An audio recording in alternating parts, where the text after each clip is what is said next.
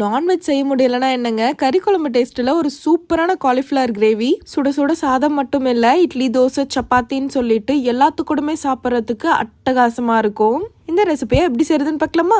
அதுக்கு first 2 medium size வெங்காயம், ஒரு 6 போல முந்திரி பருப்பு சேர்த்து வறுத்து ஒரு மிக்ஸி ஜாருக்கு மாத்திக்கோங்க. இது கூடவே 2 மீடியம் சைஸ் தக்காளி, 1 ஸ்பூன் இஞ்சி பூண்டு பேஸ்ட் சேர்த்து அரைச்சி எடுத்து வச்சுக்கலாம். இப்போ அதுல இன்னும் கொஞ்சம் எண்ணெய் சேர்த்துட்டு 1 ஸ்பூன் வெறுமிளகாய் தூள், கொஞ்சம் உப்பு, கொஞ்சம் மஞ்சத்தூள் சேர்த்து மிக்ஸ் பண்ணிட்டு இந்த மாதிரி காலிஃபிளவர் கட் பண்ணி சேர்த்துக்கலாம். அளவுக்கு ஃப்ரை ஆனதும் எடுத்து செப்பரேட்டா வச்சுக்கலாம். இப்போ அதே எண்ணெயில 1/4 ஸ்பூன் அளவுக்கு சீரகம், சோம்பு, ஒரு பட்டை, கொஞ்சமா கல்பாசி சேர்த்துக்கோங்க. 1 ஸ்பூன் மிளகாத்தூள், 1 ஸ்பூன் தனியாத்தூள், 1/4 ஸ்பூன் அளவுக்கு மஞ்சத்தூள், 1/4 ஸ்பூன் அளவுக்கு கரம் மசாலா, கூடவே நம்ம அரைச்சதையும் சேர்த்துக்கோங்க.